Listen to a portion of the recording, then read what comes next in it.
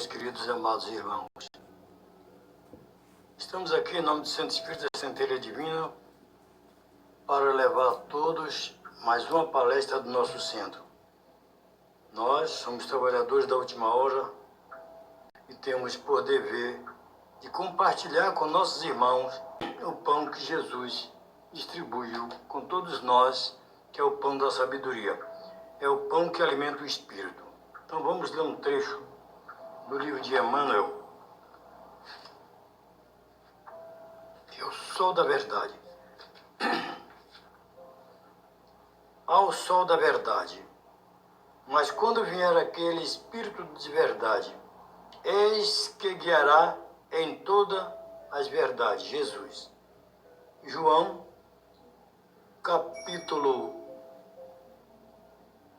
João 16, 13. De que maneira vencerá o Espiritismo os obstáculos que se lhe agigantam à frente? Há companheiros que indagam: devemos disputar saliências políticas ou dominar a fortuna terrestre? Enquanto isso, outros enfatizam a ilusória necessidade da guerra verbal ou gris ou pessoais. Dentro do assunto, no entanto, transcrevemos a questão de número 799 do Livro dos Espíritos e, prudente e claro, Kardec formulou aos orientadores espirituais da sua obra a seguinte interrogação: de que maneira pode o Espiritismo contribuir para o progresso? É na lógica de sempre. Eis que eles responderam: destruindo o materialismo, que é uma das chagas da sociedade. Ele faz que os homens compreendam onde se encontram seus verdadeiros interesses, deixando a vida futura de estar velada pela dúvida. O homem perceberá melhor que, por meio do presente, lhe é dado preparar o seu futuro, abolindo os prejuízos de seita, casta, cores, ensina aos homens a grande solidariedade que há de unir como irmão. Não nos lidamos com respeito às nossas tarefas. Somos todos chamados pela bênção do Cristo a fazer a luz do mundo, das consciências, a começar de nós mesmos, dissipando as trevas do materialismo, ao clarando a verdade, que pelo Espírito dá força, mas não pela força do Espírito, a expressar-se em serviço, fraternidade, entendimento e educação. Vamos então, meus amigos, cantar. Eu quero caminhar com meu Jesus por todos os caminhos que ele andar. Ele já mostrou o caminho para andar, pedindo para as pedras retirar. São muitas pedras, eu sei, mas essas pedras fui eu quem coloquei. Eu sei que não estou sozinho, eu vou tirar as pedras e também esses espinhos. Vou perdoar aqueles que me ofendem, não vou apontar o erro do meu irmão. Não vou julgar porque não vim para julgar, eu vou amar, é de Jesus esta lição. Eu vou amar, é de Jesus esta lição. Antes de começar, quero pedir ao nosso bom e amado Deus, pelos nossos irmãos que se encontram no leito da dor, pelos nossos irmãos de Manaus que passou por aquele vexame e também dali do Pará. Quero pedir a Deus por todos os nossos irmãos equivocados que se encontram nas prisões do mundo.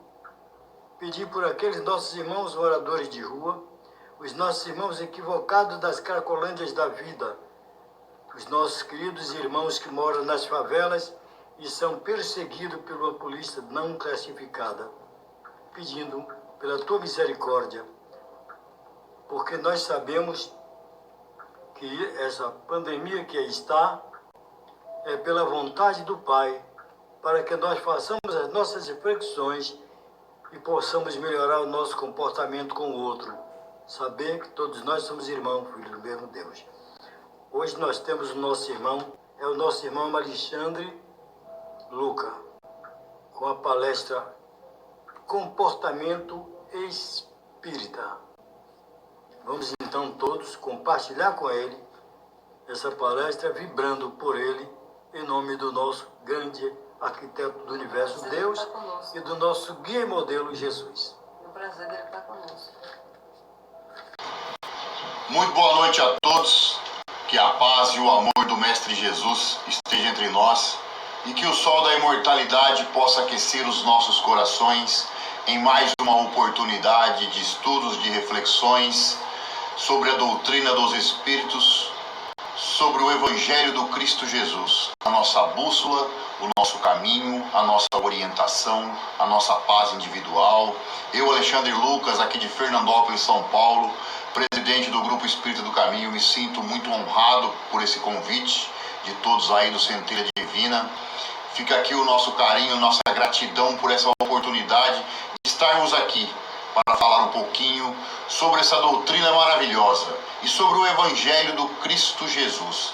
Então gostaria desde já agradecer a oportunidade e pedir a todos os irmãos que nesses breves momentos em que nós estaremos juntos, que nós possamos estar conectados em um só coração, o coração do Divino Mestre, o Cristo Jesus, para falar um pouquinho sobre nós, espíritas, sobre o nosso comportamento espírita, principalmente no momento em que nós estamos atravessando, aonde nos apareceu uma pandemia que nos assustou, que nos deixou completamente ansiosos, temerosos àquilo que poderia acontecer.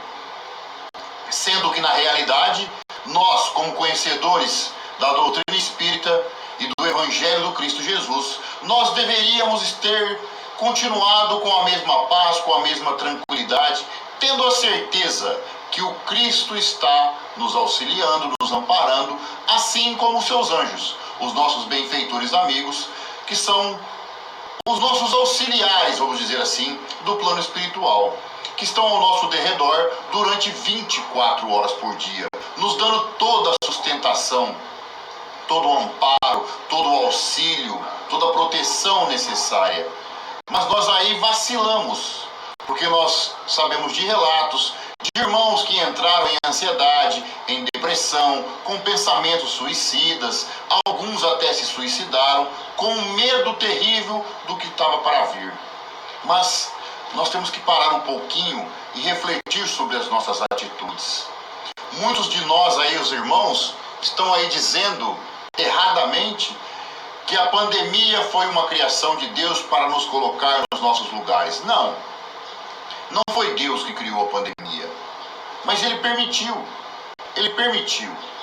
Por um simples fato, pelo nosso livre-arbítrio, pela nossa plantação. Porque nós estamos colhendo, meus irmãos, aquilo que nós plantamos ao longo dos séculos.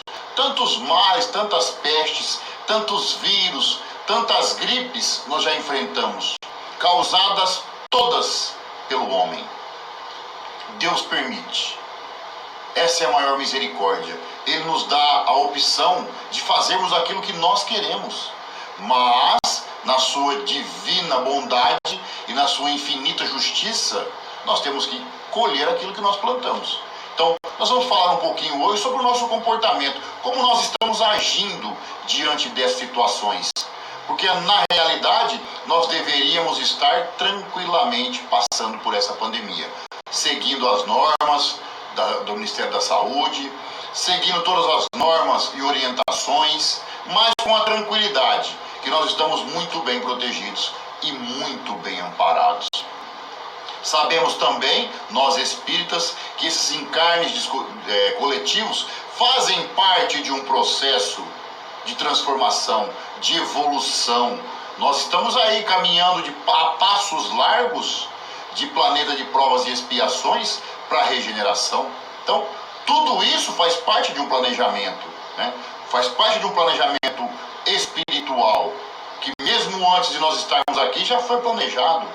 Mas nesses momentos nós nos assustamos, nós nos apavoramos, porque na realidade nós não estamos totalmente entregues ao Cristo Jesus, ao nosso Divino Mestre.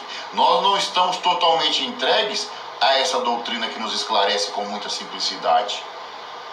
E a proposta dessa noite é colocarmos nós à disposição da espiritualidade amiga e do Cristo Jesus, para que nós possamos cumprir as nossas obrigações, para que nós possamos atravessar esse momento com paz, com tranquilidade, com serenidade, com confiança e principalmente com muita fé. Aí vem o Cristo, lá em João 8,32, ele nos diz assim: conhecereis a verdade e a verdade vos libertará. Dentro dessa mensagem do Cristo tem aí uma pegadinha. E conhecereis a verdade e ela vos libertará. Está falando de conhecimento e de verdade. Nós temos de fato conhecimento? Nós podemos dizer que hoje, 2021, nós temos conhecimento por tudo aquilo que a doutrina espírita vem nos apresentando através do Evangelho do Cristo, com lives, com palestras, com seminários, com cursos, com bate-papos. Nós temos conhecimento? Eu não me atrevo a dizer que eu tenho conhecimento. Porque ter conhecimento significa praticar e vivenciar o Evangelho do Cristo Jesus. Totalmente, na sua totalidade. E a questão é, nós estamos praticando? Nós estamos vivenciando o amor do Cristo, o Evangelho do Cristo em todos os momentos? Ou nós ainda, como nos alertou Simão Pedro, tudo que me vence me escraviza. E será que nós ainda não estamos escravizados por aquilo que nos vence?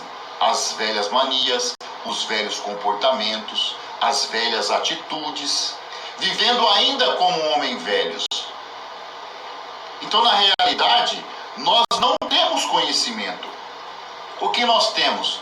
Nós estamos recebendo um monte de informações através de lives, de palestras, de seminários, de estudos, de bate-papos. Então nós estamos recebendo milhões de informações. Nós estamos retendo essas informações. Essas informações estão aqui, né, dentro do nosso psique. Mas aí a questão é, para nós falarmos que nós temos conhecimento, nós de fato deveríamos estar vivenciando, porque é isso que o Cristo está nos alertando. E conhecereis a verdade, e ela vos libertará. E nós ainda não estamos libertos, nós ainda estamos escravizados, como Simão Pedro nos alerta: tudo que me vence me escraviza. E nós ainda estamos escravizados, porque nós estamos sendo vencidos ainda pelas velhas atitudes.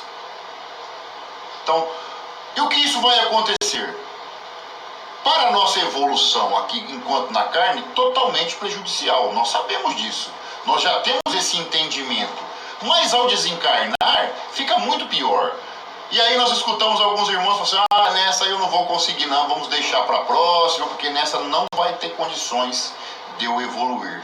Vamos pensar um pouquinho, através de informações que nos vêm dos benfeitores amigos, que nos trazem do plano espiritual, que ao desencarnar, quando esse espírito chega no plano espiritual e tem a dimensão daquilo que ele tinha que ter feito e não fez, a dor, a angústia, o sofrimento é muito maior do que aqui encarnado, porque sabe da oportunidade gigantesca que perdeu. Então, nós temos que aproveitar essa oportunidade agora, nos colocarmos à disposição da doutrina espírita e do Evangelho do Cristo na sua totalidade, nos entregarmos de fato, de coração, assim como Cristo veio e se entregou a todos nós de coração, e continua fazendo isso todos os dias, 24 horas por dia, em cada momento, ao nosso lado. Mas nós ainda, cegos espiritualmente, não estamos enxergando, não estamos sentindo essa presença divina ao nosso derredor. Um caso muito interessante é de Frederico Figner.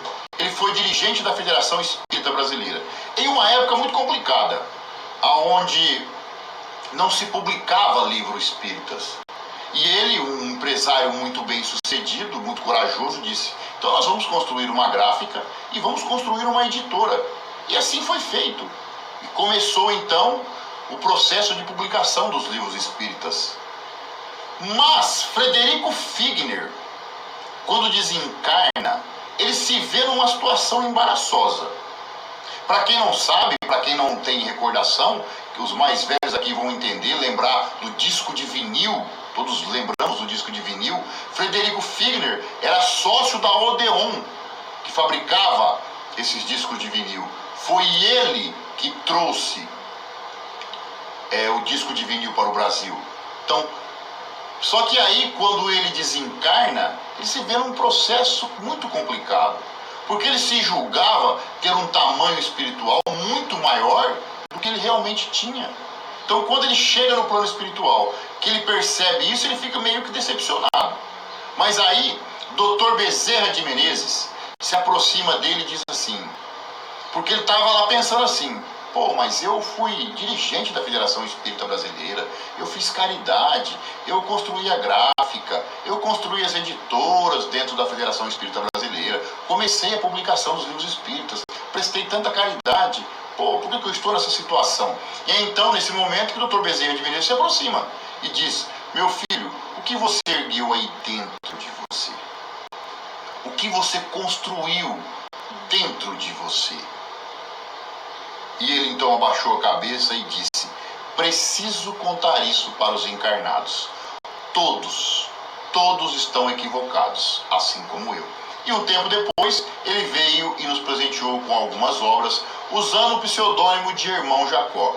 E em uma dessas obras, o livro Voltei, ele tem uma frase maravilhosa. Ele diz assim: eu me sinto como um doente de posse de um remédio. Seria um egoísmo da minha parte se eu não compartilhasse. Ou seja, ele chegou no plano espiritual, adquiriu todas aquelas informações. Então o que ele sentia? Como um doente de posse de um remédio. E seria egoísmo da parte dele se ele não compartilhasse para os encarnados. Foi aí então que começou as suas publicações usando o pseudônimo de Irmão Jacó.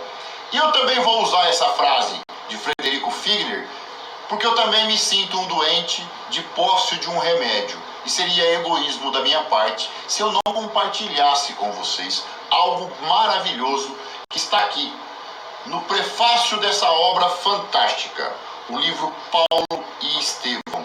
Uma obra que me trouxe para a doutrina espírita há 50 anos atrás. Mais ou menos 50 anos, deve dar aí 45, por aí eu tenho 50. Eu era muito jovem, muito criança, e via meu pai lendo essa obra com uma intensidade, com uma veracidade, com um amor tão profundo, que me chamou a atenção, né?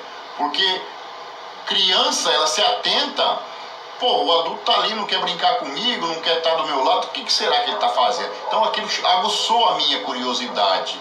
Talvez aí, talvez não, nós sabemos que isso já faz parte de um processo, né? De um processo reencarnatório. Então isso já me chamou a atenção para me trazer para a doutrina espírita. E aí, foi aí que começou a minha história dentro do espiritismo. Então, no prefácio desse livro, palavras de Emmanuel.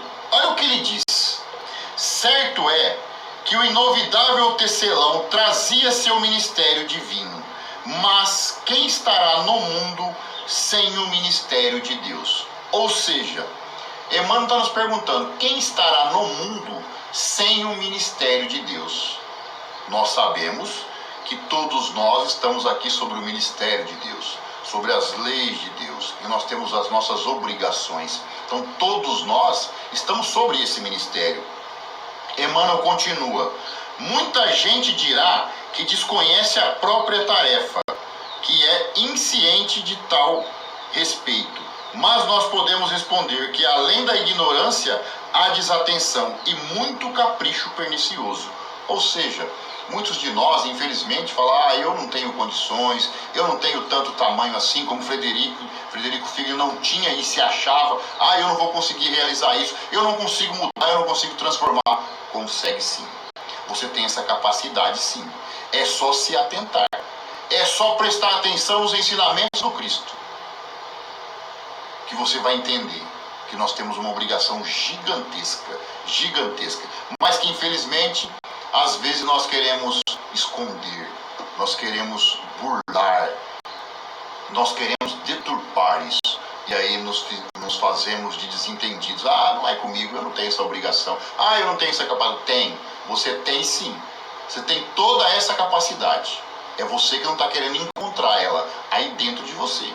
Assim como o Dr. Bezerra disse, o que você construiu aí dentro, o que você ergueu aí dentro, porque esse processo é de dentro para fora, jamais de fora para dentro, aproveitando a obra como Saulo. Saulo pensava numa regeneração, numa transformação, numa justiça divina de fora para dentro, era completamente cego.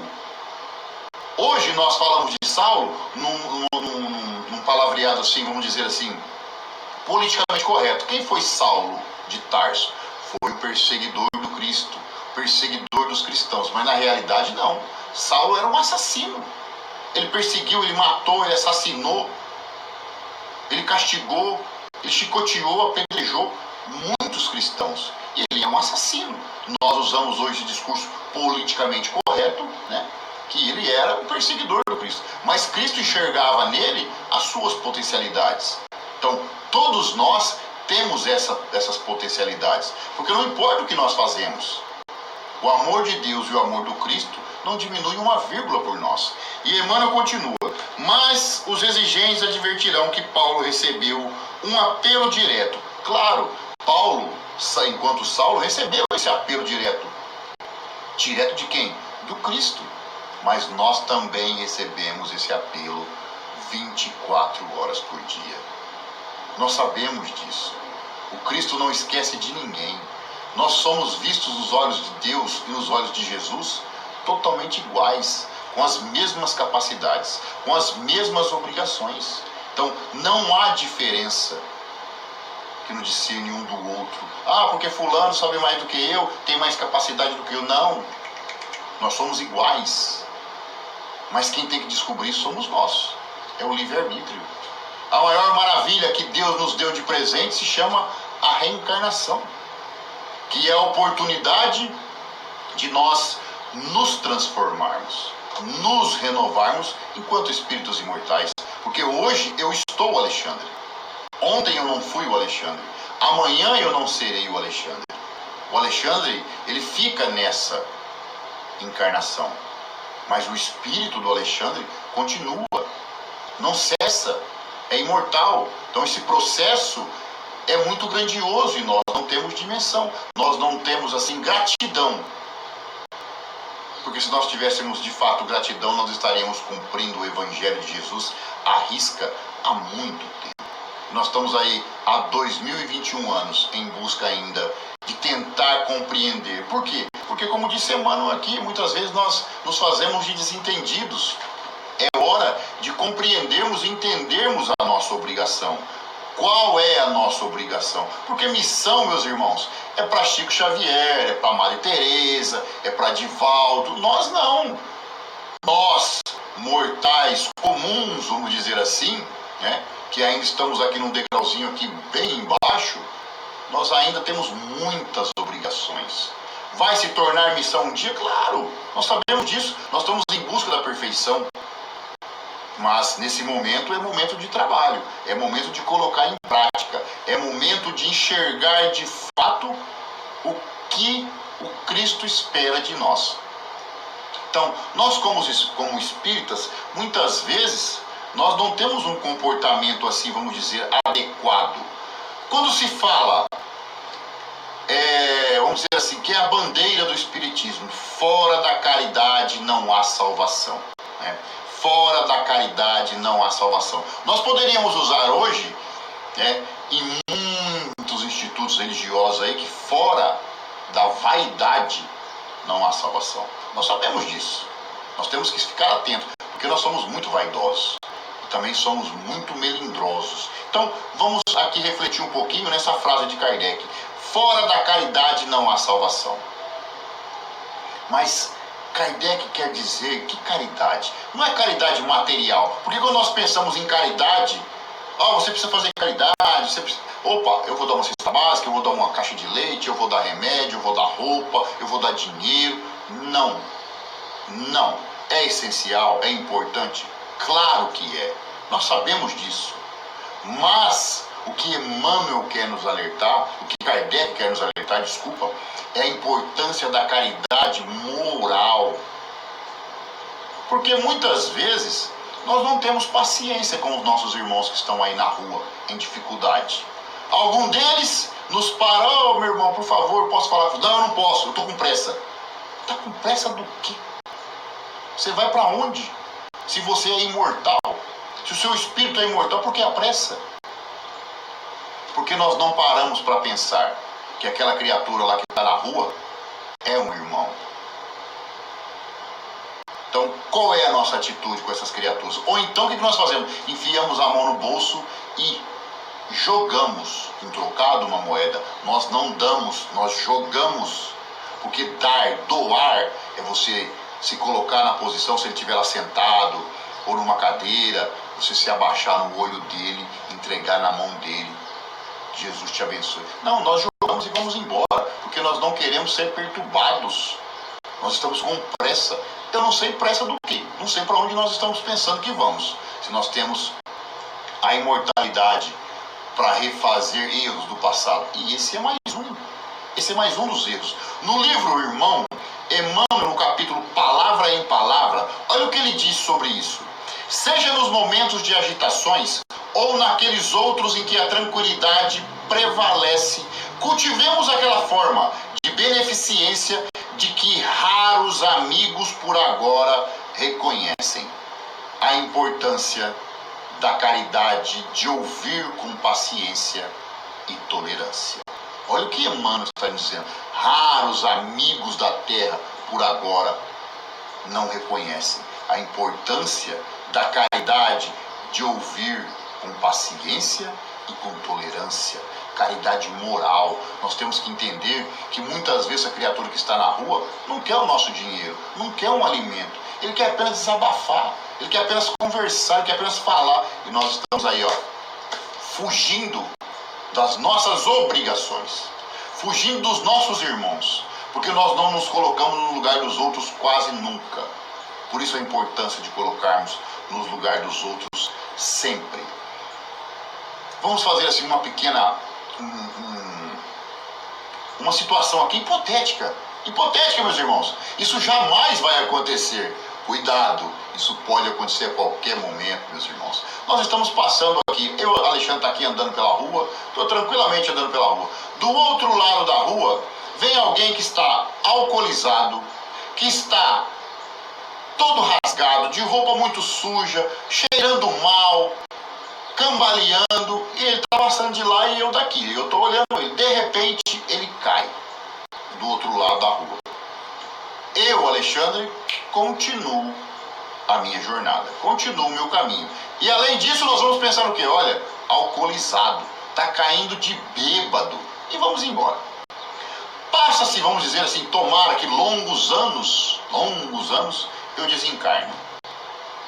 Chego no plano espiritual como Frederico Figner, achando que eu tenho uma posição gigantesca. Eu sou o Alexandre Lucas, eu sou presidente de um grupo espírita, eu sou palestrante espírita, eu faço palestra também motivacional, eu dou passe, eu faço caridade, eu ajudo na sopa, eu faço muitos trabalhos dentro da doutrina espírita, dentro do Evangelho do Cristo. Eu vou chegar aqui e vou ser muito bem recebido. De fato, somos muito bem recebidos. Chega o irmão e diz, tudo bem, meu irmão, seja bem-vindo. Eu já vou achando que eu vou lá para onde é que está Deus, onde é que está o Cristo, é ali que eu vou. Mas aí, esse irmão, vamos dizer assim, vai dizer para mim, vem aqui, a gente vai fazer aqui agora uma releitura da sua história, enquanto nessa encarnação. E tem um momento, irmão, que eu queria te chamar a atenção. Eu falo, Qual será? Eu já fico imaginando, nossa, deve ser de alguma palestra que eu fiz, que tocou os corações, ou deve ser de algum passo que eu dei, que curou o corpo físico, ou o espírito daquela criatura, ou uma palavra. E aí me abre a minha tela mental e eu me deparo naquela situação com aquele morador de rua que vinha atravessando a rua do outro lado. Olha só que interessante. Olha só que interessante. Me aparece essa situação. E aí eu estou vendo eu caminhando, a criatura vindo, ele caindo, eu tendo pensamento. Está embriagado, está caindo de bêbado, sigo minha vida. E aí esse irmão disse, você se recorda desse dia? Sim, me recordo. Então, meu irmão, nesse momento, nesse dia, nós colocamos essa criatura para cruzar o teu caminho. Para que você, sendo conhecedor da doutrina espírita, conhecedor do Evangelho do Cristo, pudesse auxiliá-lo. Porque nesse momento ele teve um mal súbito, ele teve um infarto. E nós colocamos ele na sua frente para que você corresse até lá e pudesse fazer os primeiros procedimentos e chamasse auxílio, chamasse socorro, para que esse irmão pudesse prosseguir a sua jornada evolutiva. E você, infelizmente, não socorreu, não fez aquilo que era para você fazer. Paramos para pensar um pouquinho. Olha as oportunidades que nós estamos perdendo, porque na questão 642 do Livro dos Espíritos, Kardec pergunta para os benfeitores: para agradar a Deus e assegurar a sua posição futura, bastará que o homem não pratique o mal? Ou seja, ele está vindo lá, ele caiu, eu não estou praticando mal, não estou fazendo nada de mal para ele, sigo e vou embora. Olha a resposta dos benfeitores amigos: não. Só aqui nós já poderíamos abaixar a cabeça e ficar bem quietinhos. Não. Cumpre-lhe fazer o bem no limite de suas forças, porquanto responderá por todo mal que haja resultado de não haver praticado o bem. Ou seja, nessa situação, eu deixei de praticar o bem, então eu fiz o mal. Eu tenho culpa nisso e eu vou responder por isso. Situação hipotética, mas uma situação, meus irmãos, que pode acontecer a qualquer momento. Porque todos os momentos, todos os minutos, segundos, milésimos, a espiritualidade nos oferece milhões, trilhões de oportunidades. Nós que não estamos enxergando. Lembra da conversa de Jesus com os discípulos, que um deles perguntou: mestre, por que para nós o Senhor fala de forma clara, de fácil entendimento, e para as grandes multidões o Senhor fala em parábolas, que muitas vezes são de difícil compreensão?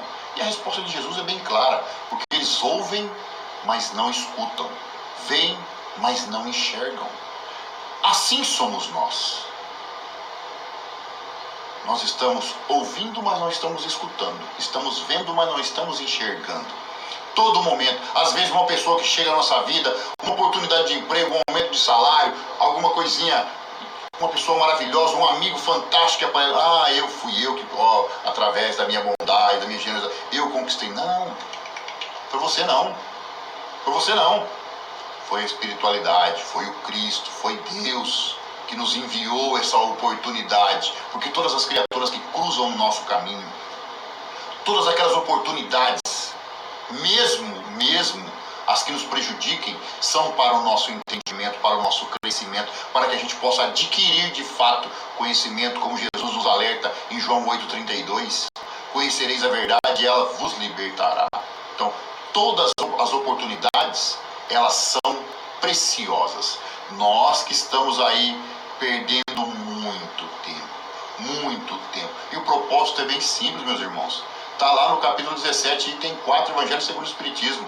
Reconhece um verdadeiro espírita pela sua transformação moral.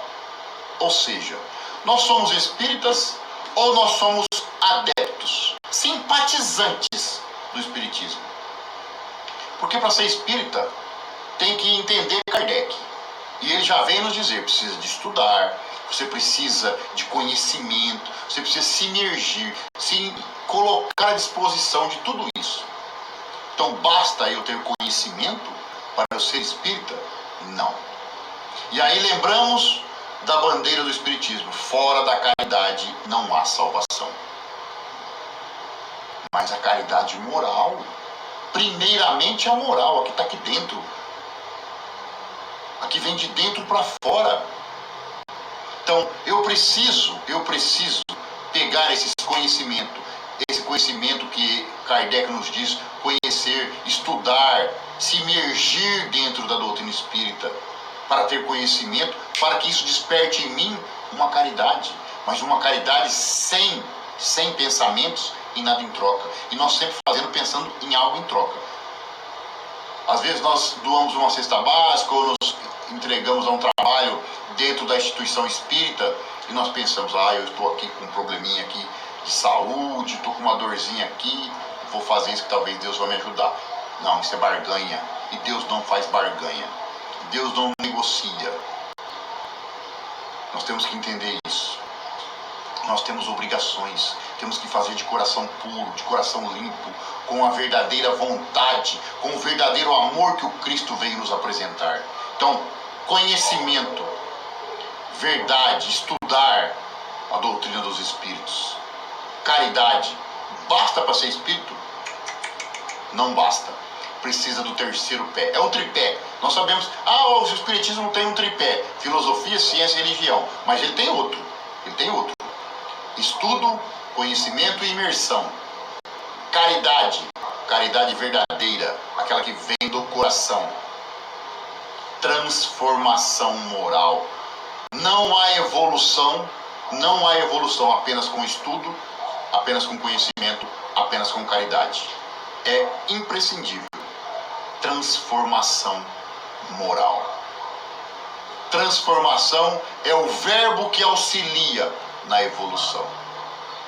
Então, esses 3 tripés é que nós precisamos: estudar, conhecimento, caridade e transformação moral. Reconhece um verdadeiro espírita. Kardec fez questão de deixar escrito: reconhece o verdadeiro espírita pela sua transformação moral e pelos esforços que se emprega para domar as suas más inclinações.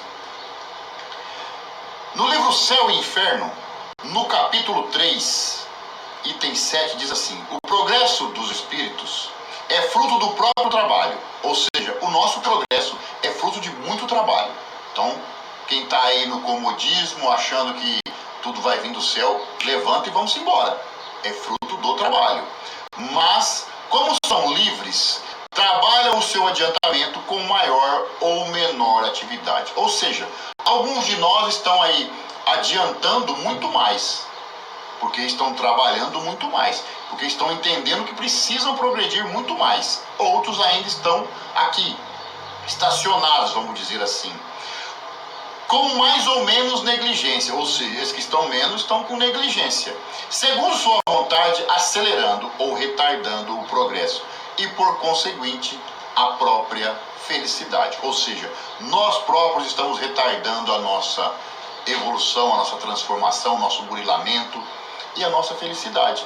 E no mesmo capítulo, no item 4, diz assim: em cada existência, uma ocasião se depara a alma para dar um passo avante. De sua vontade depende a maior ou menor extensão desse passo. Ou seja, isso tudo vai depender da maior ou menor vontade que eu tenho de crescer, de evoluir.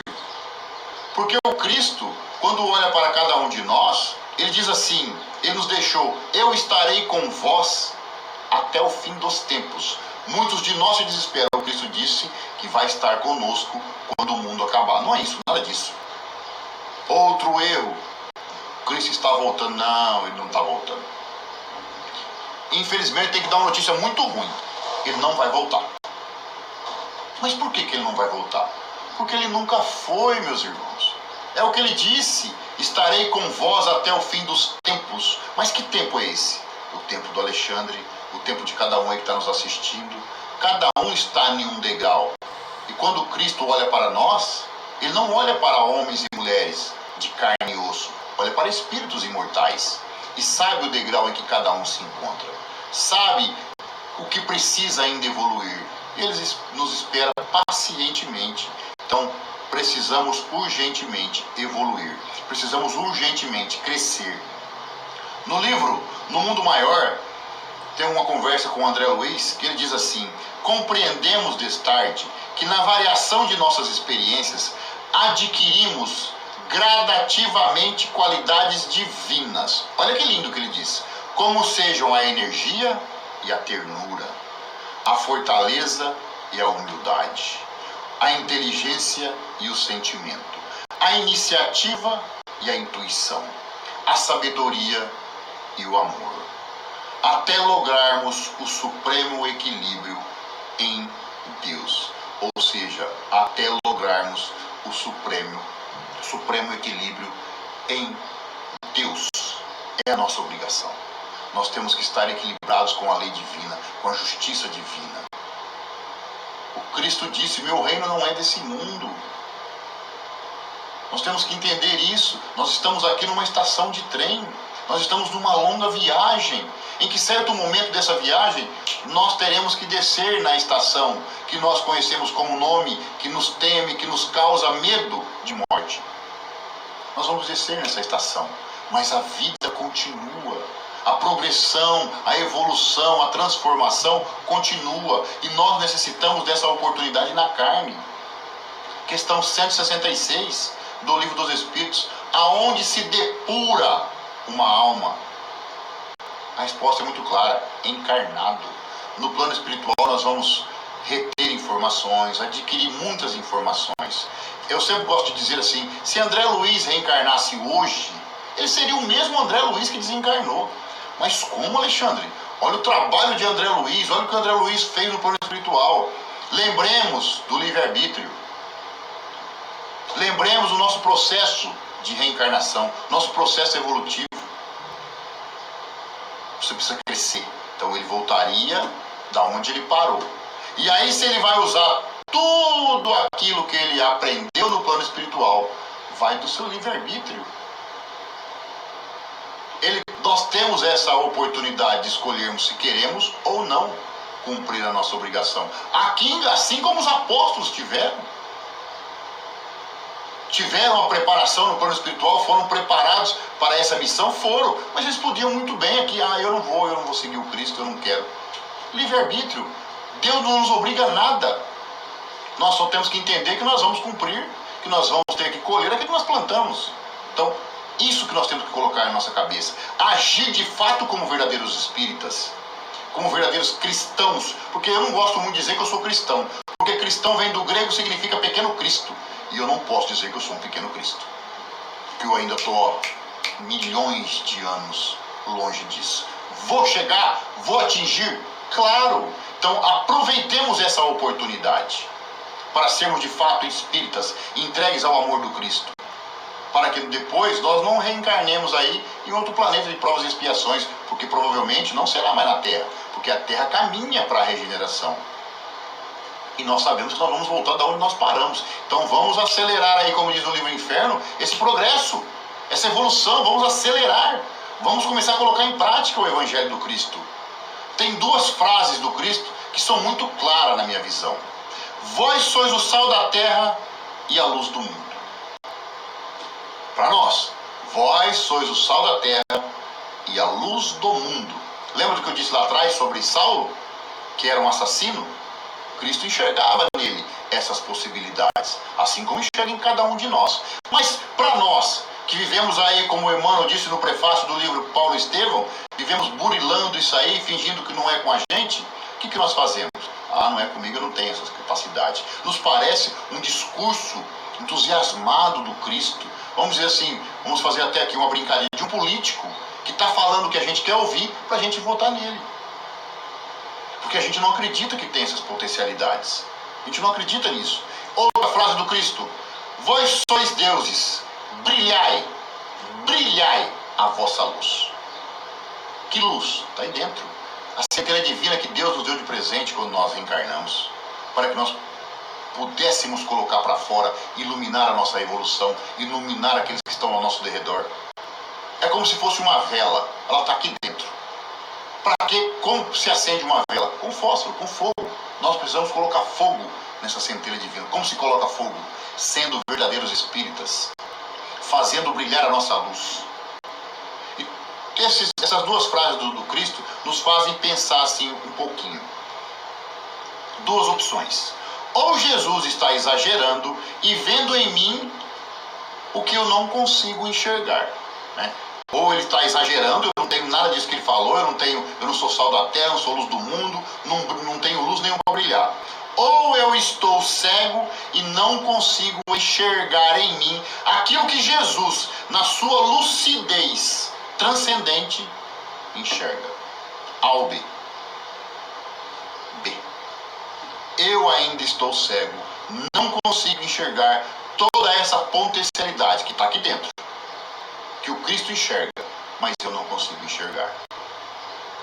Mas nós precisamos urgentemente enxergar para que possamos dar seguimento à nossa evolução, à nossa transformação, ao nosso burilamento, para que nós, quando desencarnemos, meus irmãos, possamos chegar no plano espiritual e a espiritualidade nos dizer: parabéns, você deu um grande passo na sua evolução. A partir de agora, continua o seu processo de evolução, de transformação, e vamos continuar trabalhando para que você também atinja a perfeição, para que você também atinja ser o pequeno Cristo.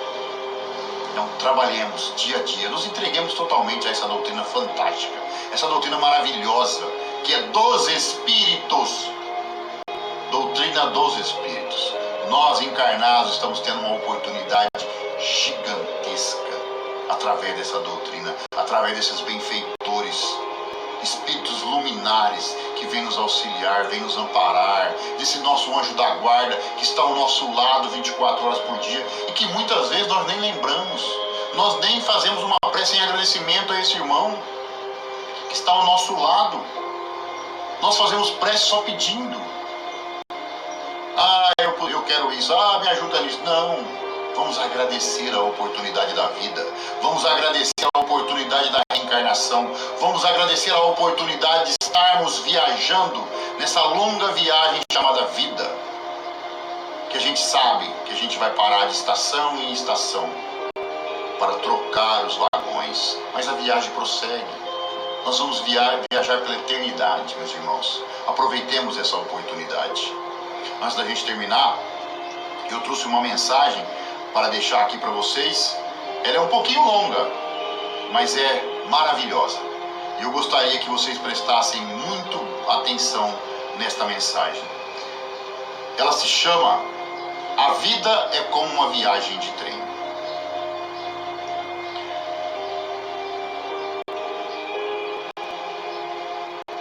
Deixa eu só pegar aqui no começo para a gente iniciar. Nossa vida é como uma viagem de trem, cheia de embarques e desembarques, de pequenos acidentes pelo caminho, de surpresas com os embarques e de tristeza com os desembarques. Quando nascemos, ao embarcarmos nesse trem, encontramos duas pessoas que acreditamos que ficarão conosco até o fim da viagem.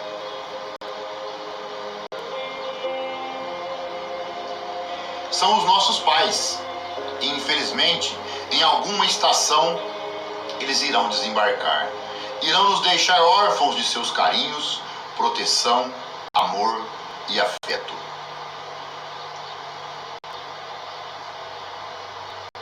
Mas isso não impede que durante a viagem embarque pessoas interessantes que virão a ser especiais para a gente. Nossos irmãos, amigos e amores. Muitas pessoas tomam esse trem a passeio. Outras fazem essa viagem experimentando somente tristezas. E também outras que passam de vagão em vagão, prontas para ajudar quem precisa. Muitos descem e deixam saudades eternas.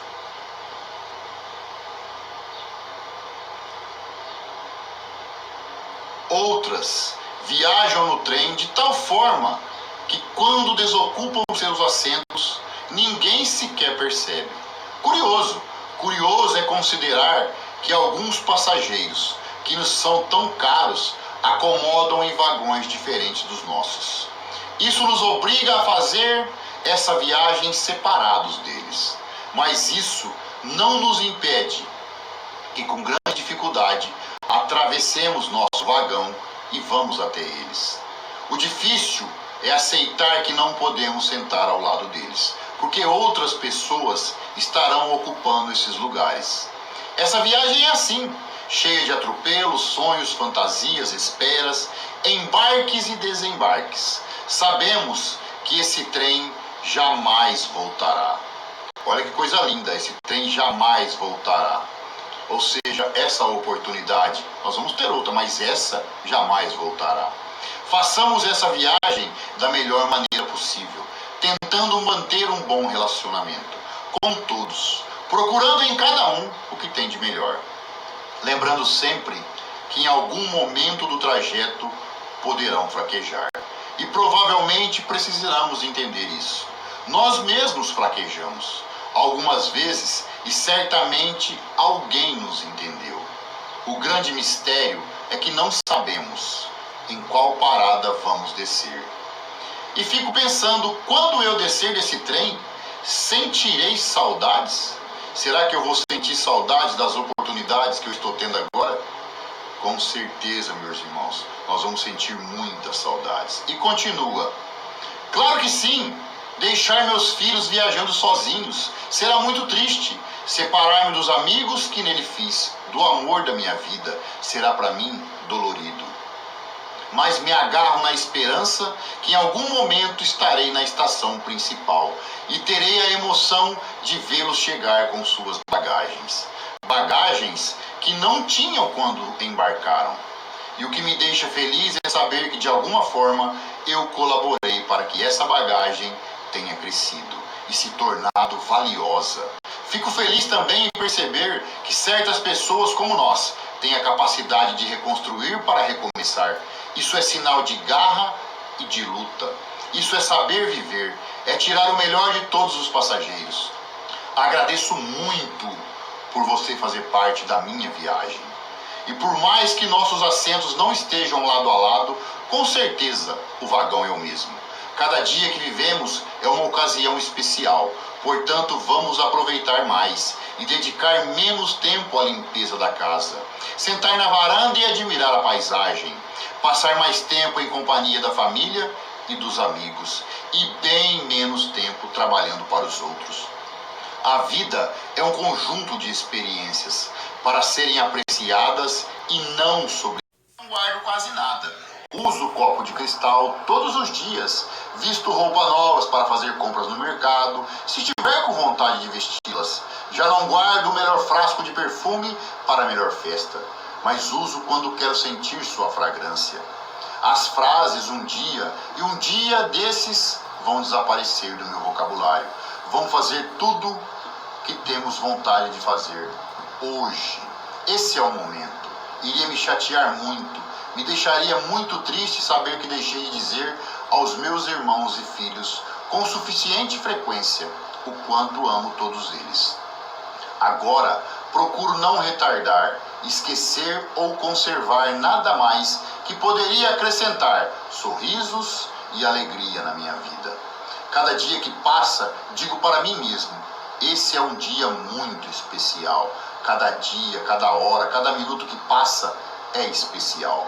Você está ouvindo essa mensagem porque alguém gosta muito de você e te quer muito bem. E porque também tem pessoas que você gosta e ama. Não permita que um pequeno deslize danifique uma grande amizade. Ouça a música que você mais gosta. Diga frequentemente eu te amo. Somente quando o seu amor for verdadeiro. E se estiver que dizer eu lamento muito, olhe bem nos olhos da pessoa e diga. Não ofenda, não julgue as pessoas pelo que você ouviu delas. Ame profundamente e apaixonadamente. Você pode se machucar, mas é a única maneira de viver a vida em sua totalidade. Lembre-se que um grande amor é assim como um grande sucesso, comporta às vezes grandes riscos. Uma casa feliz é o que mais importa. Faça tudo o que estiver ao seu alcance para criar um ambiente tranquilo, em harmonia e com muita felicidade. Pois ser feliz não é ter medo dos próprios sentimentos, é saber falar de si mesmo, é ter coragem para ouvir o não, é ter segurança para receber uma crítica, mesmo que injusta, é beijar os filhos, curtir os pais, é ter momentos poéticos com os amigos, mesmo que eles nos magoem. Ser feliz é deixar viver a criança livre, alegre e simples que existe dentro de cada um de nós. É ter maturidade para dizer eu errei. É ter ousadia para falar me perdoe. É ter sensibilidade para expressar eu preciso de você. É ter capacidade de dizer eu te amo. Desejo que a vida se torne um canteiro de oportunidades para a felicidade. E quando você errar o caminho, recomece tudo de novo, pois assim você será cada vez mais apaixonado pela vida. Irá descobrir que ser feliz não é ter uma vida perfeita, mas usar as lágrimas para irrigar a tolerância, usar as pedras para refinar a paciência, usar as falhas para esculpir a serenidade, usar os obstáculos para abrir as janelas da inteligência. Jamais desista de si mesmo. Jamais desista das pessoas que você ama. Jamais desista de ser feliz. Jamais desista de ter esperança, confiança e fé no Cristo Jesus, o Divino Mestre, o médico das almas, que nós desejamos que visite a tua casa hoje. Esse é o nosso desejo. E quando eu desencarnar, meus irmãos, eu tenho certeza que eu irei para o nosso lar. Pois estar aqui hoje, tendo essa oportunidade, junto de irmãos tão queridos, encarnados e desencarnados, nós sentimos um pedacinho dele. Muita paz, uma ótima semana a todos e muito obrigado por essa oportunidade. Espero, como nos alerta um grande amigo, o irmão Jerônimo, que quando estiverem em uma tribuna ou falando para os nossos irmãos através das ferramentas de internet, fale com humildade, com simplicidade, usando o teu coração, pois a tua obrigação é tocar os corações que lá estão, encarnados e desencarnados. E tomara, meus irmãos, que na noite de hoje nós possamos ter pelo menos beliscado o teu coração. Um beijo no teu coração, que o Cristo Jesus abençoe a todos nós, e que o sol da imortalidade aqueça os nossos corações. Um grande abraço e até a próxima oportunidade. Queremos aqui agradecer ao nosso irmão Alexandre Luca por a bela palestra que ele fez e que todos nós participamos para engrandecer os nossos conhecimentos e glorificar ao nosso Deus. Que Deus te ilumine, que você continue fazendo essas belas palestras. E vamos então fazer os nossos encerramentos desta noite, pedindo mais uma vez ao grande arquiteto do universo por toda a humanidade e dizer para todos nós mesmos que nós estamos em transição planetária rumo ao mundo regenerado. Que Deus permita que todos nós possamos merecer regenerar a nós para viver num planeta totalmente regenerado, onde todos podem alcançar a felicidade e um dia gravitar junto ao Pai. Boa noite, que Deus ilumine os vossos seres com a doce claridade das virtudes e muita paz. Que a centelha divina ilumine os nossos caminhos em direção a Jesus e que Deus ilumine os vossos seres com a doce claridade das virtudes. Que assim seja. Pai que estás nos céus, santificado seja o vosso nome. Venha a nós o vosso reino. Seja feita a vossa vontade, assim na terra como nos céus. O pão nosso de cada dia nos dai hoje. Perdoai, Senhor, as nossas ofensas, assim como nós perdoamos aquele que nos tem ofendido. E não nos deixeis cair em tentações, mas livra-nos, Senhor, de todo mal, porque de vós é o poder, o reino e a glória para sempre. Que assim seja.